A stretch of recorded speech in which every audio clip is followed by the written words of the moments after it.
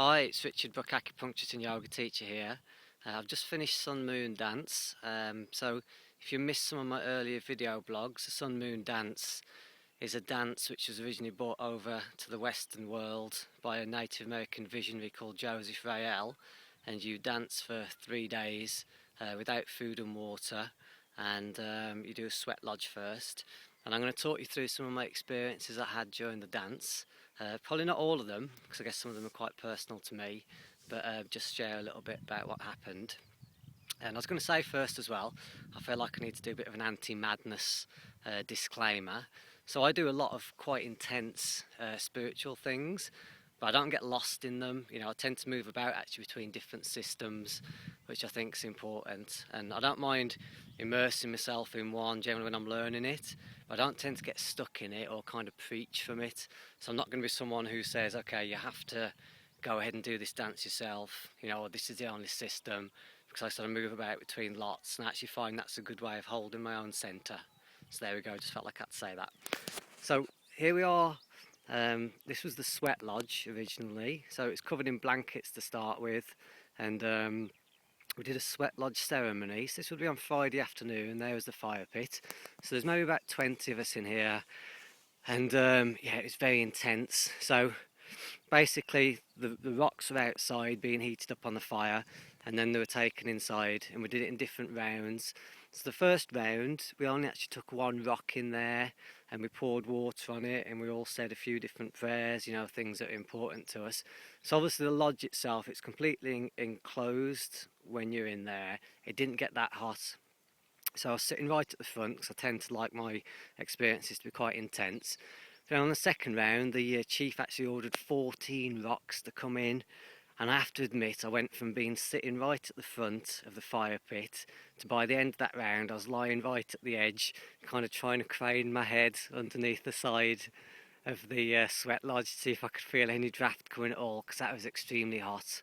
And I just said a few prayers really about, I was kind of aware how I get energised, just walking over to the Arbor where we danced, but I said some prayers about how I get energised by sharing my gifts and talents with people. So I asked that during the next year that I have, you know, people come to me maybe as patients or, you know, connections in my life, and by sharing what I've got with them, it kind of energises me, so I asked for some more of that.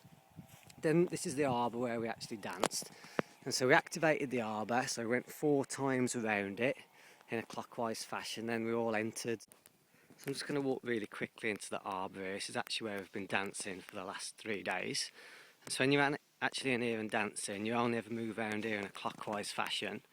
But since we've finished now, I'm going to walk this way, and I'm just going to show you where I've been inhabiting. So this is my little space over here in the north section of the Arbor. And there's my little track. So I've been dancing from here to the tree from about 4:30 in the morning till about 10:30 at night. That's sunrise to sunset, with kind of little gaps and intervals in between. And I'm just now going to walk out the back out of respect for the other people still packing the stuff up. And I'm going to see how much I can remember to tell you about my experiences. So yeah, I danced out the north side predominantly because I like having the sunlight facing down on me during the day. And also the north side, I didn't particularly choose to be on the north side for this reason, but apparently also the north side is connected with connection to the one consciousness. So each side of the Arbor has got like a little gateway, north, east, south and west. And each direction, yeah, associates to a different faculty. So that side was to do with being connected to the one consciousness that moves through all of us. And so I actually laid the stone down at that gateway when we set out the kind of Arbor initially. And I said like a little prayer about connecting the one consciousness through each individual, so that you can kind of embody your place within the collective and embody it and live it out through your life. So yeah, I'll talk a little bit about the dance now. So Friday night was pretty easy. You know, obviously it's the first night, that's pretty fine. And my energy stayed pretty similar on a physical level all the way through Friday and Saturday. Didn't feel hungry, very rarely at all. didn't feel very thirsty. And in fact, I didn't feel thirsty the whole way through the dance, and even at the end, didn't feel particularly bothered about needing to drink.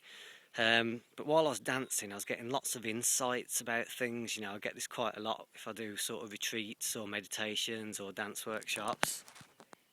And sorry, I'm just having a quick look around. And yeah, I was getting quite a lot about how food is similar to sound in some respects. So, I mean, everything's made up of vibration. So, food is made up of vibration, the same as sound is. And I think sometimes I can fall into a bit of a trap of eating food because, like, it's certain types of food that people tell me are good for me or are healthy or whatever. But the reality is that, like, the same as music, again, which is vibration and sound, there's certain types of music which might be technically very good, but it doesn't necessarily mean you like it. You know, someone could play me a load of kind of opera or whatever.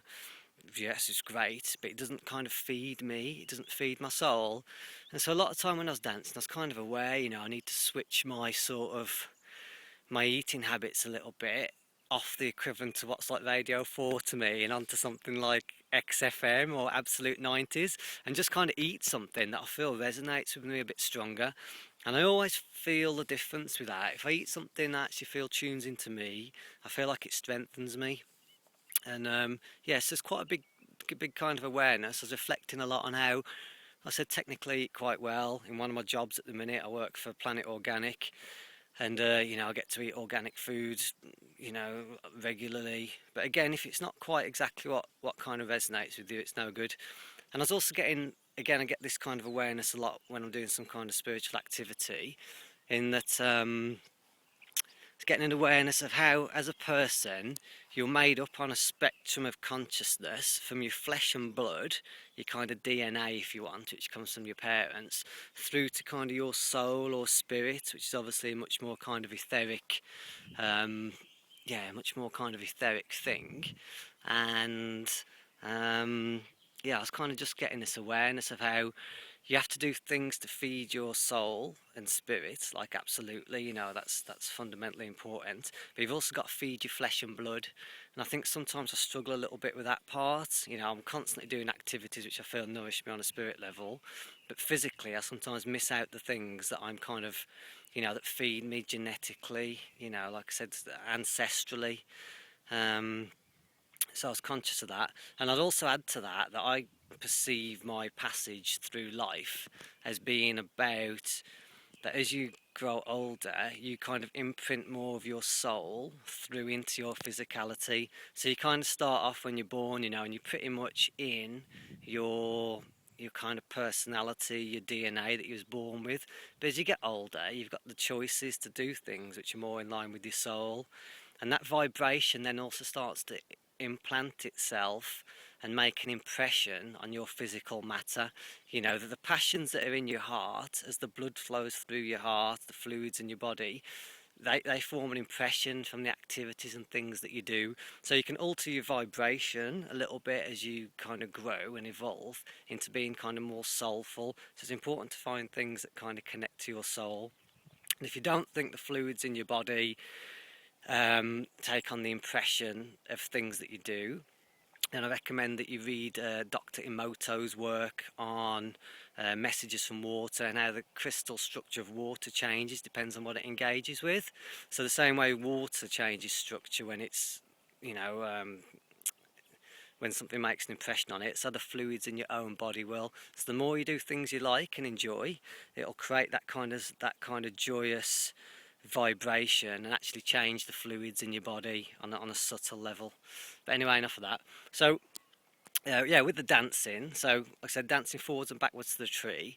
And another awareness I got while I was dancing was that I've also got a tendency to want to move towards spirit a lot. So the tree in the middle that we danced towards was always about like going towards spirit. But then you're meant to carry the intelligence of it back out to your space on the outside of the arbor where you're actually staying. You know, that little area where I started off from earlier. And part way through the dance, I kind of realised, you know, that like maybe sometimes I need to change the focus more onto that. So instead of always feeling like I was dancing towards the tree, At one point I seemed to switch polarity entirely, and it was more about dancing back towards my little sleeping spot on the outside, dancing back towards my home. And sometimes that's where I need to put the emphasis and focus of what I'm doing a bit more in my life. um, yes, that was Saturday really. I kind of just floated through the day, also being aware of how, I've got a very strong meditative awareness of the mental patterns that are going on in my mind. So I was also watching as my mind passed through the various elements that comprise me. And from a Chinese medicine perspective, it's as the energy passes through different organs in the body, then it kind of, you get different thought forms that associate to that. And some of them are obvious, So as I'm kind of lying down, um, how's a better way to explain it? So maybe it's like, in nature, things move through the different seasons. So in our mind, to make one whole, to make one entire cycle balance, we move through different seasons. Well, in the body, energy moves through different organs in a kind of cycle in order to create a harmonious balance throughout all. It's okay, I'm just checking the timer's still going on the video. So yeah, to create an entire balance throughout the whole, the energy constantly moves between different organs to keep an equilibrium.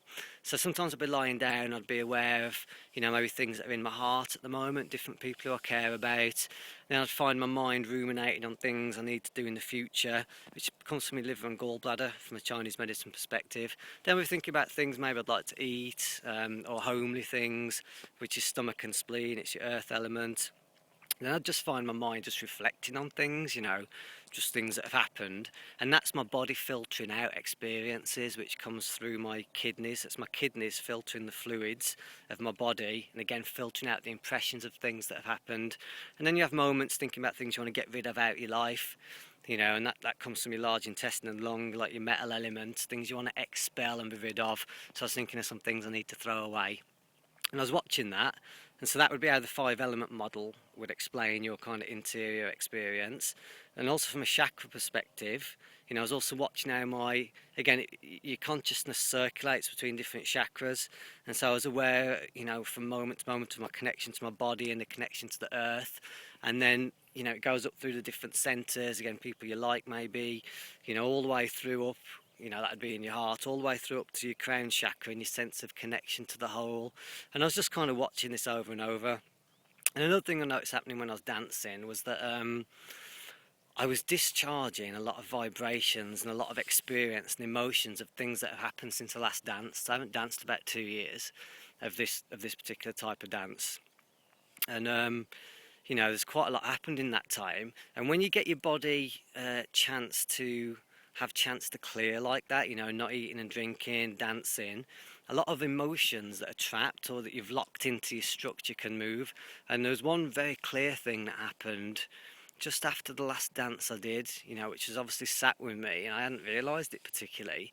And I almost like re-experienced the whole entire situation again, energetically, through my feelings, through the memory itself, because you absorb the vibration of an experience into the soft tissue of the body. And what tends to happen when we don't like something is we then tend to contract. But as I kept dancing and moving, this experience started to pass back up to the surface. So it was loosening up out of wherever I'd trapped it, and then it passes back through your mind. So all of a sudden there's one moment where I found myself standing, re-experiencing the memory of this event, which was one thing, and then also re-experience the whole physiological sensation of it as well. Only this time, I'm obviously in a safe space to release it. It was almost like my body, and then it was gone. It felt like it was done with then. Re-experience the memory, re-experience the kind of physical patterning. And again, that's what happens over time. We absorb things into our structure, and this is where people get a lot of structural problems from, is you absorb a vibration of an experience into you, whether it sometimes comes in as a shock in a moment and you suddenly lock and contract and keep the energy within you, or gradually over time, if you're repeatedly exposed to something, it kind of sinks into the soft tissue of the body. And again, if you don't think that the soft tissue of your body can possibly create thought patterns, then just think for a second, your nervous system, or what you experience in your nervous system is what you experience in your mind. That's really fundamentally important. So you can feel the wind blowing on your hand, you're then experiencing that through your nervous system and then experiencing it in your mind. Or let's say you've got an ache or pain in a particular muscle group, again you experience that through your nervous system and through your mind.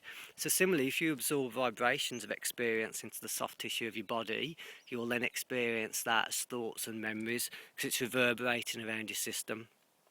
Yeah, so I think I'm going to stop there for a second because that's a lot of talking all in one go. So that was Saturday and I'm going to do Sunday in a second. It's now Wednesday. I've had no time really since I did that last blog on Monday. So the dance finished 2 days ago now, and I'm conscious that I want to share a little bit about what I experienced on Sunday at the dance. I need to just recapitulate a bit of it in my mind though. Right, yeah, so I've done Saturday. Okay, so Sunday, I woke up Sunday morning, felt pretty good, 4:30, went out, did the sunrise song first thing, which is what we do. And I went back in the Arbor, and my dance until this point had all been pretty much one pace really. I'd never had any real strong urges to run forwards and backwards to the tree or anything like that. And as I explained in one of my earlier blogs, something tends to happen part way through the dance where you feel compelled to run at the tree. I know that sounds a bit weird, but it's almost like you build up a charge of energy in your body, and it's like an irresistible force that kind of draws you to run at the tree and hit it. Now, I'd been dancing at one kind of pace for the most part. It's okay, I'm just checking it's still recording. So I've been dancing at one pace, and in my mind I thought the chances of me running at the tree in this dance are probably pretty slim. I didn't really think it was going to happen at all. But then Sunday morning, it's probably quite early. It's difficult to tell exactly when because it was cloudy, so I couldn't see the sun. But it was probably around maybe 9:30, 10 o'clock. And I'm not in Scotland anymore. I'm now somewhere by the M40 on the way to London, so there's a bit of traffic around. So dancing, cruising along, and all of a sudden, like pretty much from out of nowhere, I felt this real strong sensation well up in my body that I recognised from obviously having done it before, danced before, run at the tree before. There's that kind of energy, like a real strong energy to do it. And sometimes I've had it explained to me that the energy almost comes into the Arbor where we're dancing and circulates round and through people, and it almost like inhabits you and gets you to move. And so I felt the energy coming in, so I quickly look around me to see if any of the other dancers were feeling, the same kind of energy, if any of them were moving any quicker, and they weren't. I also had a quick look around just to see where other people were standing. So if you're going to run at the tree, you need to make sure there's no one else there. And I had a couple of new dancers either side of me. I just wanted to be conscious they could twig what was kind of going on with me. But there was no stopping it, So that all that happened in one split second that I looked round and I thought, oh my God, here we go. So I very quickly ran back towards the outside of the Arbor where I sleep, turned round. I think I ran back towards the tree once to get a bit more momentum, ran back towards my spot, and then ran as fast as I could pretty much and hit the tree. And I hit it predominantly with my torso. Then I hit the ground. And what tends to happen immediately is, the first thing I noticed, I've probably hit the tree 6 or 7 times before, maybe not, no, 5 or 6 times. Almost every dance I do is the drumming stops, so everything goes really still, and they kind of say that you go off in some kind of visioning or dream state. So bear in mind, by this time I'd danced for Friday evening, all day Saturday and some of Sunday morning, so you've been dancing a long time, so you build up a bit of a charge in your body. I hit the ground, and I started going off into some kind of dreamy state. So I was lying down, I had a little message. I'm not going to share too much about this because some of it's personal, but I had a little message for me which felt really good. A little message about my life, that came in as words. I thought that was pretty cool, quite supportive. And I lay there, and the people who help out at the dance are called dog soldiers, and they actually come on and pick you up in a sheet and carry you back to your space. But first of all, sometimes the chiefs, sometimes the moon mothers come over just to check on you as you're lying on the ground. So you're lying in this kind of dreamy state. They come and picked me up and carried me across, and it's almost as if your body has gone to sleep but your mind is still awake. and I was carried back to my spot, and I was drifting in and out of various degrees of consciousness for quite a long time. And sometimes when I've been in that state, I remember one dance I almost stayed like that for pretty much the rest of the whole day, I think, where I didn't get up and dance again. I don't think I was just drifting in and out of this kind of dreamy state. And in this one I was conscious that I was in that state, so I was lying down in my little spot, and I was conscious I was drifting in and out of all these different varying degrees of consciousness. Didn't know I was going to really come out of it or how quickly, but I think I missed the rest of that round and probably the next round of dancing. And then, quite surprisingly to me, the next time the drummers got up and started to drum, I kind of came back into my kind of physical energy again, felt alert and awake, and got up and started to dance again. And I felt great then. I felt that kind of loosened something up in me. I kept dancing. So typically, most of the dances I've ever been to, people only ever hit the tree once. Sometimes not at all. I've never seen anyone hit the tree twice, and and sometimes I've not done it at all. So anyway, I kept dancing, so I didn't expect that kind of volition would come into me again. But it got sort of late on into Sunday afternoon, and all of a sudden again, like I started to feel this energy welling up in me. And the immediate thing was, I noticed that it's a little bit of a challenge then, because I felt the energy coming in for wanting me to charge at the tree again, but my ego, because your ego's built on your previous experiences, and it was asking all these questions internally. It was like, well, is it okay to hit the tree twice? If I hit the tree twice, is that wrong? But I think this is like a big lesson for me in my life, is that sometimes you gotta trust your instincts and your impulses and ask questions or worry about whether you're breaking rules later. And so again, I had a look round me just to make sure people could twig what was going on in me, and then I started to run and run and run backwards and forwards from the tree to the outside of the arbour to the tree, like incredibly quickly.